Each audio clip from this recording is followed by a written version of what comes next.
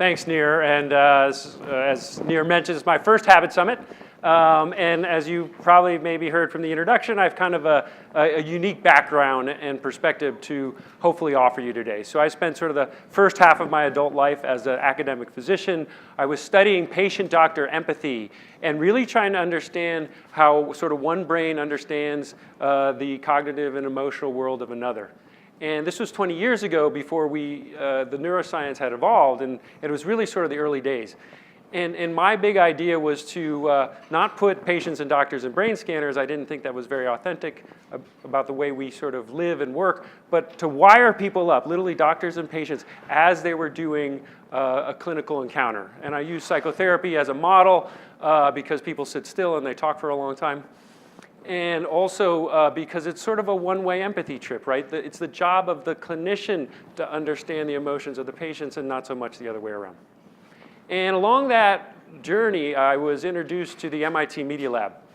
And what I saw there was amazing because they were taking early handheld computers and doing what MIT engineers do best, taking them apart, and they were sticking various sensors in. So I had this big box and a big computer that was measuring things like heart rate and galvanic skin response from patients and doctors and videotaping it. And they were building wearable versions of this. You know, sort of the first versions of the smartwatches and some of the technology you saw earlier were being created right then and there. And there was a business student in the Sloan Business School who said, "Hey, Dr. Marcy, have you ever thought about wiring up audiences as they watch video?" I said, you know what, that's a really interesting idea. I wonder if people are really just empathically connecting with characters on a screen. And that's the journey we went on. And what we learned was that the human brain is wired to connect. And if you think about a human child at birth, we are the only species where 90% of brain development occurs outside the womb. And if you think about that one step further, society generally says you have to be about 18 before you can go out on your own. That's a really long time. And so it's not surprising that we have this ability to connect with one another and that we now understand at a pretty sophisticated level the neurocircuitry involved behind that. And as sophisticated as that neurocircuitry is in terms of how we connect with humans, it's not very discriminating. And so we heard reference to this earlier this morning as well, is that we connect with all kinds of things, including brands, products, and services. And so the company I founded in 2006 was bought by Nielsen in 2015, and I now have the opportunity to go around the world and give versions of this talk and offer a little bit about this perspective I'm describing. So what we're going to do today is essentially, once I get rid of this, we're going to talk a bit about the brain. So I'm glad you just had lunch. The human brain, 80 to 100 billion neurons, each one making between 10 and 20,000 connections. It's thought to be one of the most complex entities in the known universe. And you know what's really cool? Is you all have one. And I make very few guarantees in life, but I guarantee that the brain you walked in with this morning or even after lunch and the brain you leave with later this afternoon is not the same brain. Because as you sit there and you listen to different speakers and you hopefully direct your attention towards me and I impart information to you, your emotion centers will tag some of that information for relevance. You will then leave a memory trace and hopefully at some point at some future date, you will act or behave on that information. And that is the definition of engagement we use all the time. Engagement is attention to something that emotionally impacts you, it leaves a memory trace, and it hopefully influences a future action. And by understanding engagement, we're able to help our clients understand how to connect with consumers in this distracted world. Now, another way to think about the brain and to help you along in this presentation where I have slightly more brain slides than I usually do is to offer you a hand puppet of the brain. So you ready? This is the brain. Top, bottom, front, back. We take information into our brain through our five senses, right? Sight, sound, smell, taste, and sight, sound, taste, smell, touch. Thank you. I always forget one. And that information, first stop it makes is through our hindbrain, which is represented by my palm. And this is where sort of the basics of metabolic processing go on in our bodies. And it's sometimes referred to as the reptilian brain, although that's becoming less fashionable because the structures aren't exactly the same. But as a schematic, it actually, or a heuristic, it actually works quite well because it's really basic metabolic processing. The next stop it makes is the midbrain, represented by my thumb.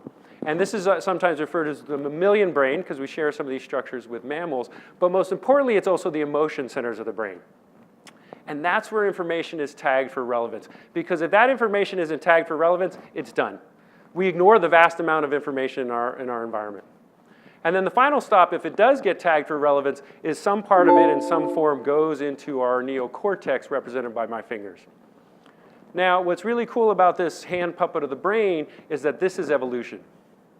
Because we essentially evolved from a spinal cord that we share in common with a slug or a worm through this hindbrain. We talked about how all mammals have structures like that, to an emotion centers. How many people have cats and dogs? Do they have emotions? Absolutely. Do they talk to you? Well, they have a receptive vocabulary, a little bit of an expressive vocabulary, but they don't use language the way we do because they have a very small neocortex like this. And what's interesting is as the brain evolved, it wrapped around. So the very tip of my finger, which represents the prefrontal cortex, the most highly evolved part of the brain, does what? It touches my thumb. And who was paying attention? The emotion centers. So we've actually evolved to get information from our emotions. And the brain is only between 2 and 5% of our body weight, but it uses 1/3 of our calories. And 1/3 of those calories are consumed by the connectivity between the tip of my finger and my thumb. And we now know that most of neuropathology, particularly in mental health, is some form of breakdown between the connectivity between the prefrontal cortex and our emotion centers. And as we think about how we talk about the brain, there's another fact you have to understand that neuroscience has definitively proven, which is that most of what we understand, our conscious awareness, is only a small part of what the brain is doing at any given time. And one popular framework for this was popularized by a guy named Dan Kahneman, Nobel Prize winner, thinking fast and slow. And he referred to System 1 and System 2. System 1 is automatic, it's intuitive, it's instinctive, it's primary, it's rapid, and we are largely blind to it. It's the first system that the brain uses to process information. System 2 is the one we're more familiar with, our more conscious, more deliberate, more considered, more effortful, slower, and sometimes referred to as lazy. I don't particularly like the word lazy. I think that part of the reason, and I think there's good evidence for this, that we evolved a System 1 and a System 2 is for efficiency. How many people sleep at night? Good. We sleep because we need to recover from our day, and we need to actually recharge the neurotransmitters in our brain. And if we didn't sleep, we would be very, very, very poor at functioning in all kinds of worlds. So if you think about that, consciousness requires us to spend 1/3 of our time unconscious to recharge it. So calorically and energetically, it's very, very expensive. And this is why a whole lot of things like habits and other behaviors have evolved to happen below conscious awareness. Point number one. Point number two is while we like to think of ourselves as rational people or creatures who are occasionally emotional, the reality is we're emotional creatures who are occasionally rational. And again, the science is very clear on that, and understanding that is really important as you think about how to connect not only with people, but how we are connecting with technology.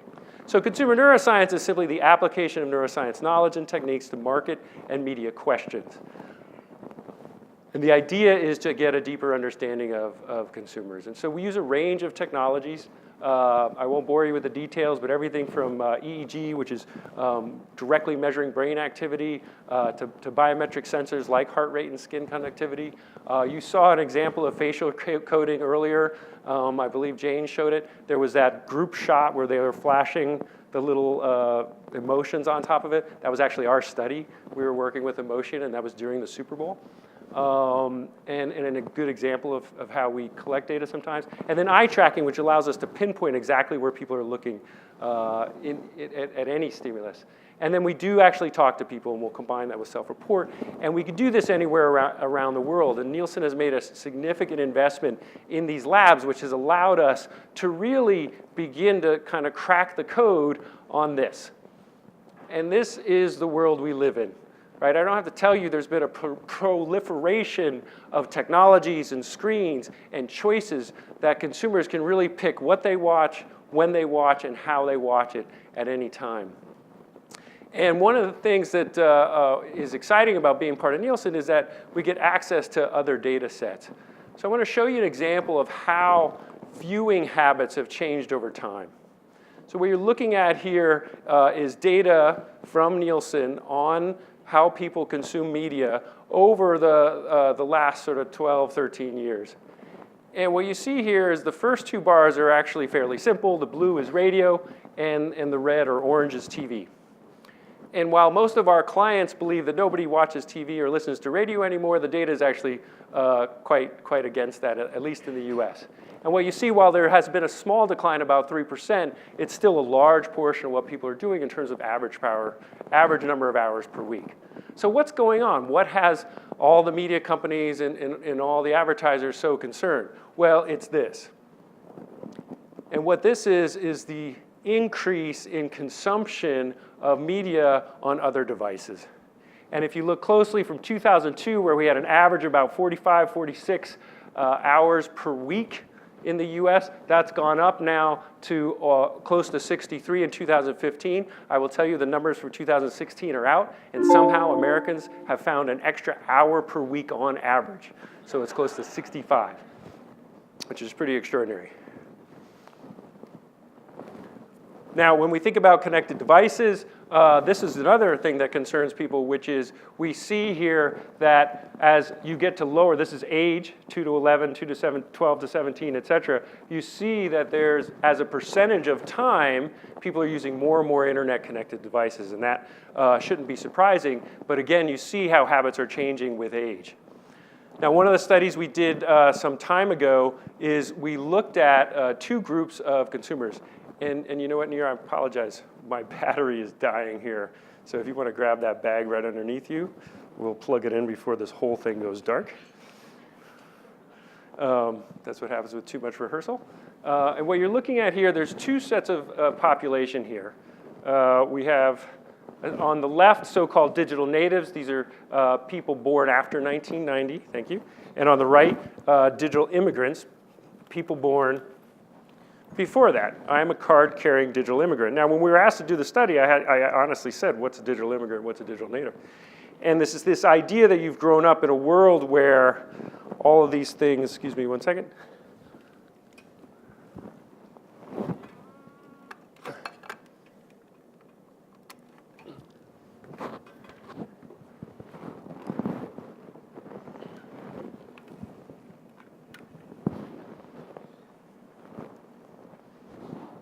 Looks good.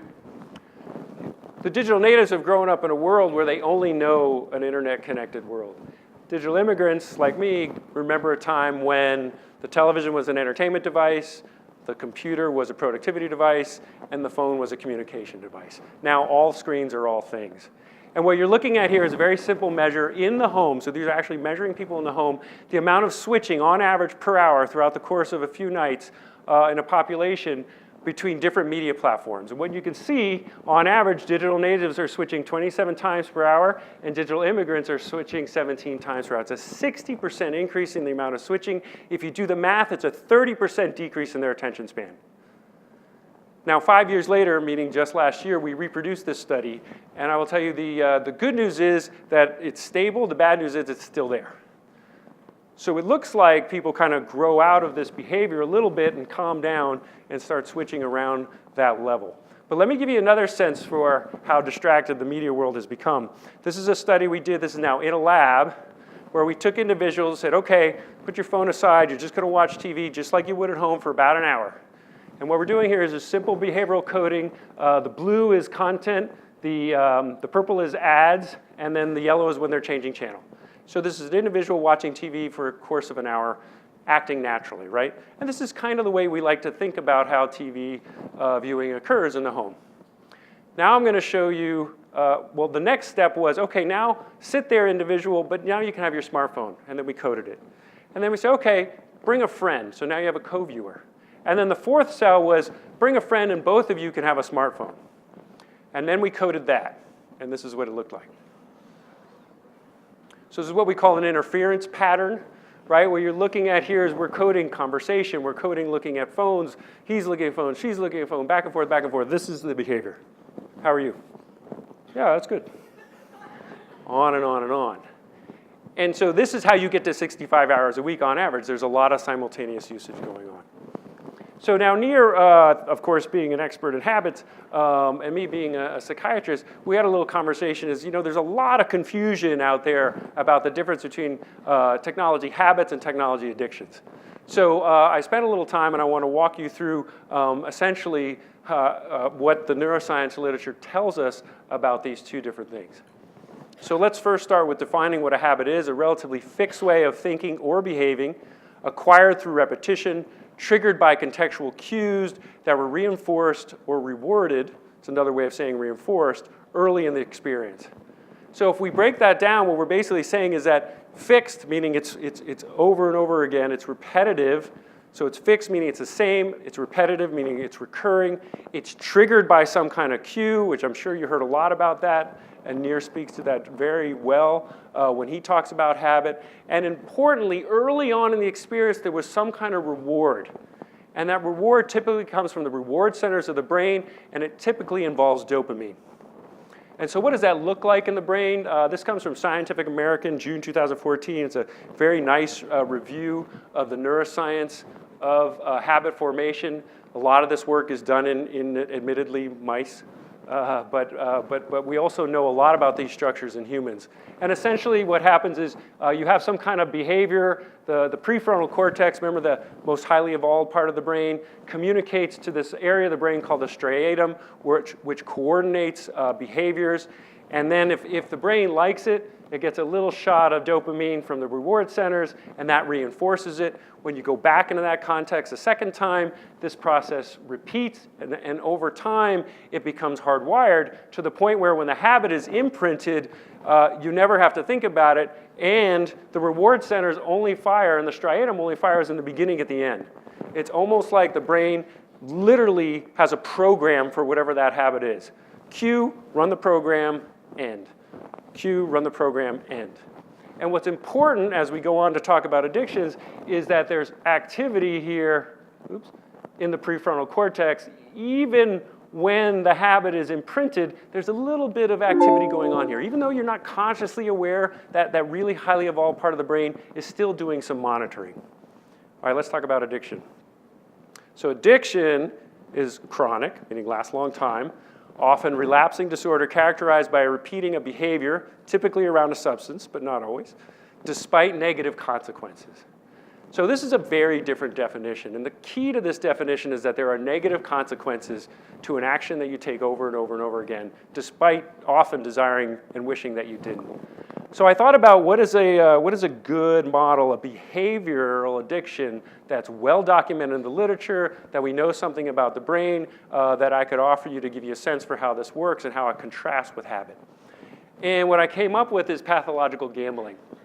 So this is a neuroimaging study, and we're going to take a look at what are so-called normal controls. So these are non-gamblers, and they're lying in a scanner, and it's essentially a slot machine task. And so you get the three things that come up, and if all three are the same, you win. 2 out of 3, you got close, and if all three aren't matching, you lose. And when you look at the brains of the healthy controls, you see during the win, there's not a ton of activity. The activity is during the loss. It's like, oh, I lost. And there's not much difference between the win and the near win in the healthy controls. They don't have the habit of being reinforced. They're not addicting to this game. They're just kind of like, would have been nice to win, but I lost. Now let's look at the pathological gamblers, and you see essentially the inverse. When you look at the top up here, during the win, you see a lot of activity in reward centers. When you go down to the near miss, interestingly, you see some activity suggesting, wow, I got really close. And then there's very little activity during the loss. So it's the opposite pattern. It's like, oh, who cares about losses? I almost won. I want to try again. And that's essentially the signature of addiction. And to bring this back to media and the big question on the table, which is how many of the changes we're seeing in technology is really a shift in habit versus a technology addiction, I think there are signs of both. And I'll give you one example here. This is actually recently published, 2016. They basically took adolescents, put them in a brain scanner, and showed them images of various things from neutral to highly emotional to risky, sort of think like using drugs or violence. And then they had two conditions, which is essentially they showed the number of likes.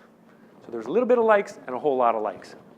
And when you're doing brain imaging studies like you saw in the last one, it said minus something. You're always subtracting one set of brains from the other because the brain is always on, and you're looking for what's called residual brain activity. And in this case, what we see is a very large hotspot in the reward centers of these adolescents when you compare those high likes to low likes. And it's almost as if they're getting a squirt of reward to that popularity contest and essentially agreeing with their peers. And what's most concerning for the model here is there's not a lot of activity in their prefrontal cortex, suggesting that this is leaning a little bit more towards, potentially towards habit than towards addiction. Or sorry, towards addiction rather than habit. And I'm going to show you this one video here. This is actually a commercial that was made by a brand, which I'll show you, which I think tries to illustrate this point.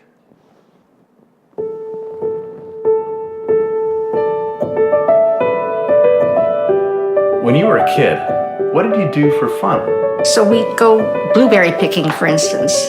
That's so cute. But it was true. We grew watermelons, plantains. I found an old sign which was big enough for me to sit on. It made a great toboggan. It was very slick and very fast. I had a few fish in my basket, and I looked up on this bluff, and here's this black bear sitting there watching me. If he starts chasing me, I'm going to keep throwing the fish out of my basket until he's gorged and he won't bother me. And what did you like to do for fun? You know, you go door to door, get a group of kids, and you play lots of games, hide and seek, just going out to the field and playing baseball. And we build these massive forts, you know, the kind that you can actually sit in and play in, you know, with our friends. And it was just really wonderful. So what do you like to do for fun? Video games, definitely.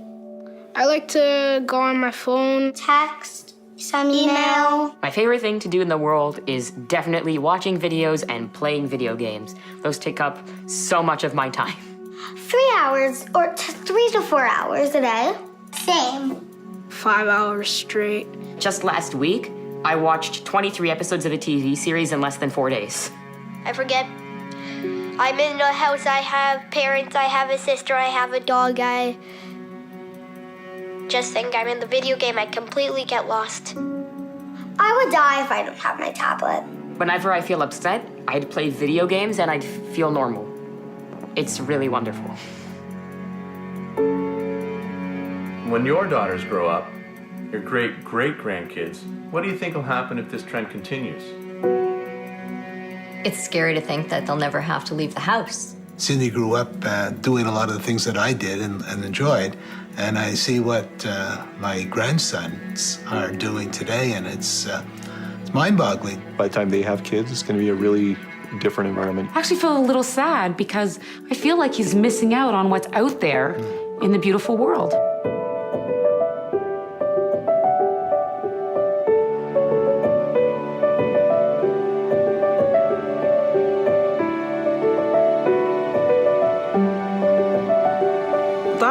Special connection with nature. I think it's innate in all children, but needs to be nurtured.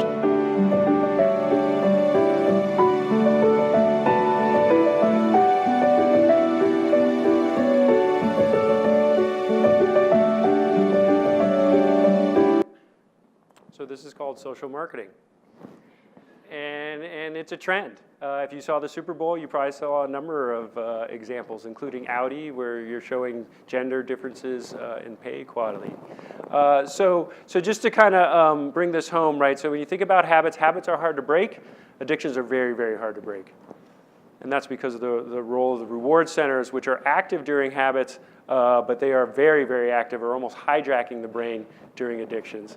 And the prefrontal cortex continues to be active during habit formation and even as habits are being re-triggered. But the prefrontal cortex is much less involved, if not involved, barely involved at all during addiction. And habits can be either healthy or unhealthy, but addictions are by definition unhealthy. So I'm mindful of the time, so I'm going to skip through a little bit of this, which is essentially how we think about context and how we think about engagement and how different the world is for consumers. But one habit that I want to remind people of is that from a marketing perspective comes up all the time, and this is the habit of banner blindness. This is an old study we did a number of years ago. These are women, single women looking at Match.com at profiles of single men. This guy's really cute. And these are the ads. And there are zero fixations on those ads. So that's a difficult context if you're a brand. However, you can shift that context. Some work we did with Yahoo, the difference between 10 skin myths debunked and an ad for a video game also gets zero fixations. But if you show retail shopping inside the context of a story about a holiday shopping notebook, you see the number of fixations go up. And the same thing with mobile phones, the difference between having an ad at the bottom versus in stream increases more than 3x the amount of fixations you can get. So just changing the context really changes the cues and changes the habits people have about avoiding advertising. And this is something we work with all the time. So I'll end with one last story, and it also involves the Super Bowl. So we would study the Super Bowl every year, and we would like to try to understand because, you know, the reality is it is the big game for advertisers, right? I always say there's two games going on in the Super Bowl, one on the field for the trophy and one during the commercials for the hearts and minds of consumers. And one year we had an opportunity to work with a team at Temple University. Temple University has an fMRI machine, a brain imaging machine in the business school, not in the medical school. And allowed us to do this really cool study where essentially we took the most engaging ads, the top 10, and the least engaging ad, the bottom 10, and then we had 10 distracting ads in the middle. We showed them to people the next day lying in the scanner, and we did that subtraction technique. We subtracted out the least emotionally engaging ads defined by our biometric signals, and we looked at the residual brain activity. So this is what brains look like during the most engaging ads of the Super Bowl. And we were excited to see activity in the hippocampus, the amygdala, superior temporal gyrus, and lateral prefrontal cortex. Now, I'm going to go out on a limb and suggest that maybe that doesn't mean a whole lot to you.